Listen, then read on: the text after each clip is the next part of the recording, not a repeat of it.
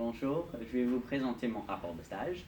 Donc, tout d'abord, je vais commencer par un petit parcours antérieur où j'expliquerai comment je suis en arrivé là. Ensuite, je décrirai un petit peu mon lieu de stage. Ensuite, j'expliquerai un peu mes tâches, diverses tâches à travers les 4 blocs de compétences. Par la suite, je décrirai un petit peu les difficultés que j'ai eues au début du stage et ce que j'ai mis en place pour les résoudre.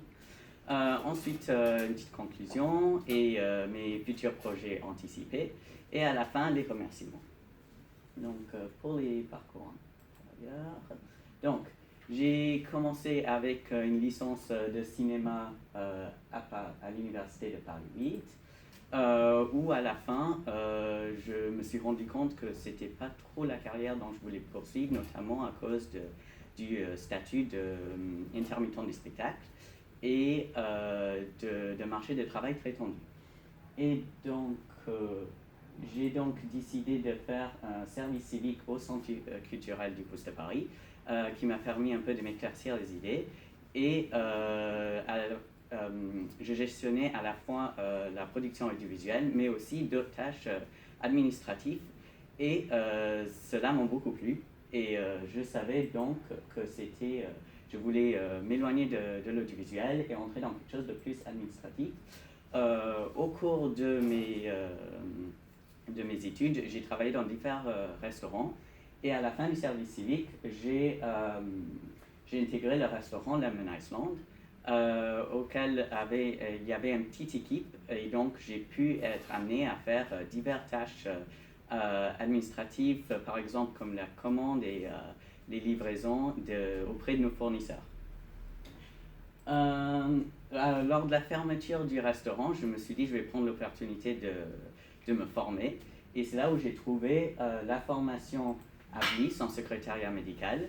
Le côté médical m'a beaucoup plu car ça s'éloignait justement du côté très commercial de la restauration dont je voulais un peu m'éloigner. Et donc, Avlis, justement, me proposait un diplôme reconnu par l'État et des salles de classe très modernes et très aisées en logiciel informatique, ce qui m'a beaucoup plu. Voilà, donc je vais maintenant parler de mon lieu de stage. Donc, j'ai choisi la clinique Blomet, qui est dans le 15e, fondée en 1888 et rattachée par la société Ramsay Santé. Le bâtiment est entouré par un petit jardin, donc qui leur donne un aspect très calme et reposant. L'activité principale, c'est de la chirurgie. Et elle subit plusieurs rénovations, telles que l'installation de l'appareil IRM qui est en cours en ce moment. Ensuite, pour les accessibilités et horaires.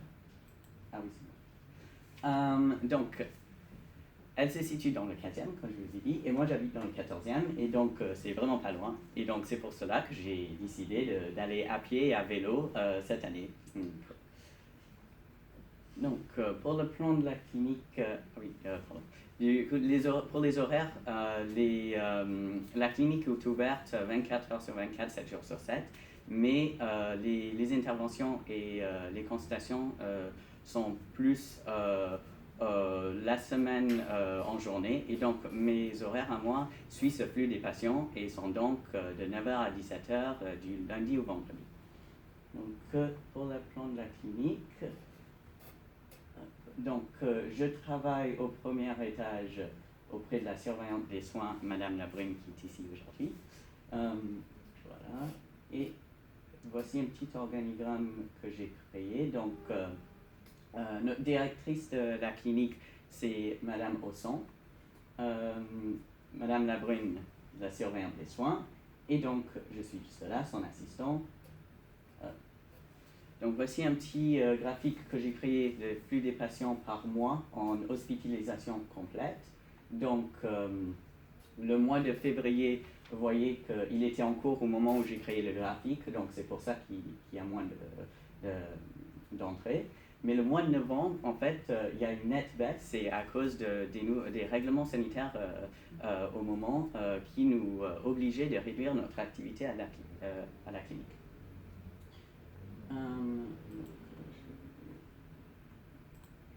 Donc, je vais maintenant poursuivre avec les groupes de compétences. Donc, le matin, quand j'arrive, je me lave les mains, je change le masque, c'est très important au niveau de l'hygiène, surtout en ce moment de pandémie.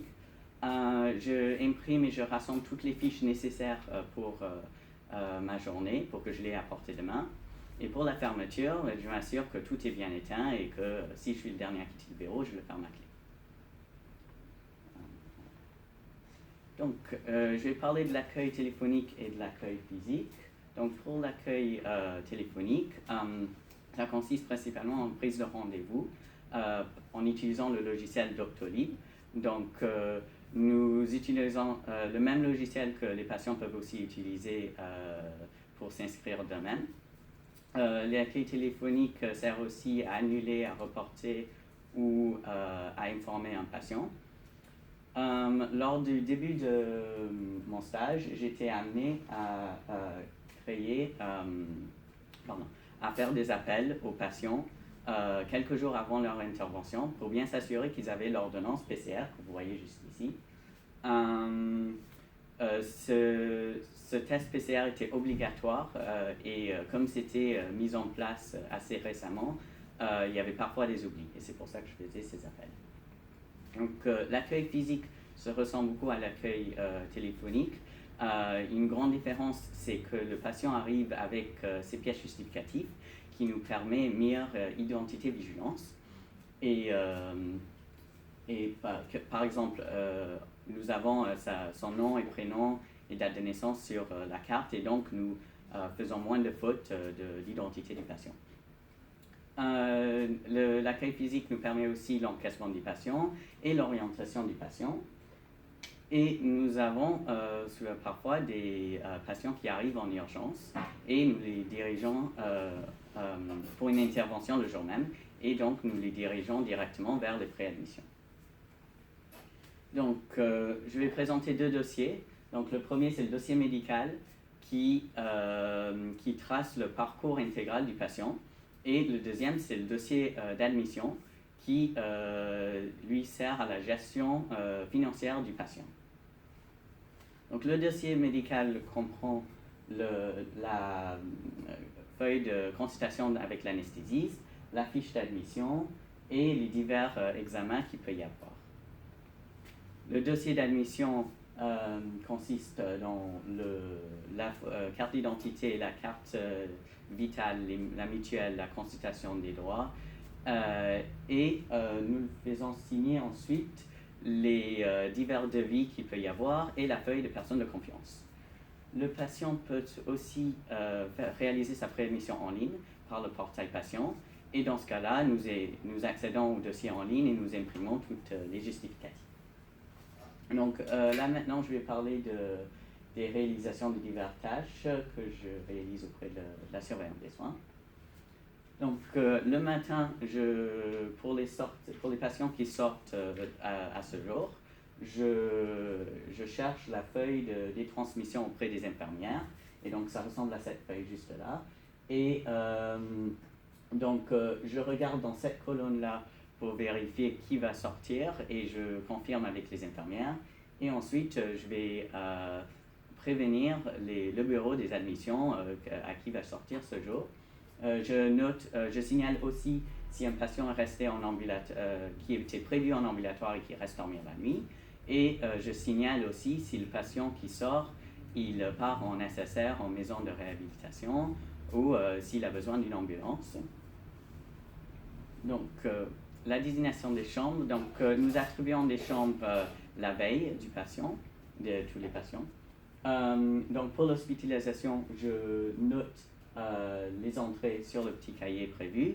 Je cherche ensuite les prestations au niveau des admissions et les dossiers médicaux au niveau du secrétariat. Je désigne ensuite une chambre en prenant compte de la prestation du patient, l'âge, le type d'intervention, parce que parfois ils ont besoin d'être à proximité de la salle des soins. Et je note tout sur le logiciel désigné et je sors le planning et j'attribue tout aux étages. Donc pour les urgences, lorsqu'on a des urgences, je le note sur ce tableau-là et je signale ensuite aux salles des soins auprès des infirmières les urgences et aussi aux admissions pour qu'ils puissent diriger ensuite le patient au bon étage. Donc, pour les statistiques sont très importantes pour pouvoir avoir une traçabilité au niveau de l'activité de la clinique. Ça sert aussi pour, si parfois on a un contrôle au niveau du siège, pour qu'ils puissent bien assurer certains tableaux qui sont même obligatoires. Et ça me sert aussi pour rapport à des réunions. Donc, ça peut être très utile pour voir nos défauts et pouvoir trouver des solutions. Donc, voici quelques exemples de tableaux que j'ai créés. Donc, celui-ci, c'est un tableau qui montre les patients entrant en ambulatoire. Ce tableau-là, c'est la même chose en hospitalisation. Ce tableau-là, c'est un tableau qui montre la réussite du portail patient. Et donc, le pourcentage en réussite se trouve juste ici. Et ce tableau-là a été très important lors d'une réunion portail patient. Nous avons eu. Donc, pour la création de documents, j'ai eu de la chance de créer 2 documents lors de mon stage. Le premier, c'est un flyer qui renseigne les patients sur le portail patient pour qu'ils puissent faire sa préadmission en ligne. Et celle-ci a été établie suite à la réunion portail. Le deuxième document, c'est un livret d'accueil que nous avons établi pour les nouveaux arrivants salariés. Donc, les doublons. Les doublons, c'est un petit problème que nous avons suite à soit une faute d'identité de vigilance ou un problème informatique qui fait que le numéro de séjour il disparaît sur le logiciel. Et donc, le secrétariat ne trouve donc pas l'annonce du patient et recrée un deuxième. Et donc, dans ce cas-là, mon travail est de repérer cette anomalie et de les fusionner. Donc, les difficultés que j'ai pu avoir pendant le début de mon stage sont de se repérer autour de la clinique. Et dans ce cas-là, j'ai mis en place des plans qui me permettaient de me repérer mieux dans l'espace. Aussi, une autre difficulté, c'est de travailler rapidement lorsqu'on ne connaît pas le sujet. Et dans ce cas-là, j'ai créé des fiches de renseignement qui me permettaient d'accéder à l'information rapidement et de travailler plus efficacement. Une autre difficulté, ça pourrait être de prioriser ces tâches dans la journée. Et dans ce cas-là, j'ai créé des plannings et des listes journaliers qui me permettent de mieux travailler, de travailler plus rapidement. Donc voilà un exemple de plan que j'ai créé. Donc je l'ai créé sur Weld, ça montre les chambres des patients. Celui-là, c'est au premier étage, deuxième étage et troisième étage. Donc voici une liste de terminologies que je me suis créée pour pouvoir mieux me repérer et savoir de quoi on parle lorsque j'aurai besoin. Celui-ci, c'est mon planning journalier que j'ai créé. Donc, j'ai réparti mes tâches en matin, après-midi et fin de journée pour accéder facilement à mes tâches et travailler plus rapidement. J'ai aussi créé la fiche que nous avons vue tout à l'heure, la fiche d'urgence, car nous avons eu des informations un peu par des WhatsApp ou bien par des appels des médecins ou des admissions. Et dans ce cas-là, j'ai tout mis sur un seul même feuille, comme ça c'est plus facile. Et donc, je vais retourner juste à la page d'accueil pour ensuite parler de la conclusion. Donc, pendant mon stage, j'ai eu la chance d'avoir un lien direct avec le patient, de profiter d'une suivi administratif et de la gestion des dossiers patients. Tout cela m'a permis de développer mes compétences en communication orale et écrite, en adaptabilité et en organisation, et la maîtrise d'outils bureautiques et informatiques. Donc pour mes futurs projets, j'aimerais poursuivre en AMA, donc en assistant médico-administratif, pour pouvoir apprendre la gestion d'équipe, la législation et la gestion comptable. À la suite de AMA, j'aimerais bien rester, si la clinique me retient, à la clinique Blomet. Une autre option qui me tente aussi, c'est de découvrir d'autres établissements tels que laboratoires ou des hôpitaux. Donc, j'aimerais remercier d'abord Avlis pour remercier l'équipe de recrutement, les enseignants et enseignantes pédagogiques et le service communication pour toute leur aide et apprentissage. J'aimerais remercier la surveillante Madame Labrune qui est là aujourd'hui pour tout son soutien et accueil, mais non seulement, mais pour aussi sa contribution à la relecture de mon rapport de stage, ainsi que la responsable service qualité aussi pour la relecture de mon stage et son accueil, bien évidemment, à la clinique. J'aimerais aussi remercier mes proches pour ce dernier, pour la relecture. Et j'aimerais aussi remercier tous les autres services à la clinique Blomet qui m'ont aidé à mon intégration et où j'ai vraiment été accueilli très chaleureusement. Voilà. Je vous remercie de m'avoir parlé. Bravo,